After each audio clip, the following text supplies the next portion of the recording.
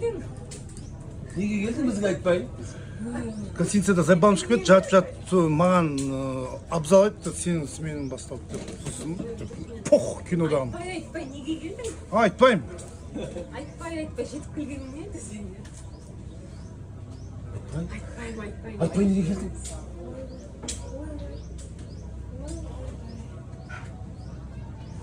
Алдында есіме түссе жыным келеді ма?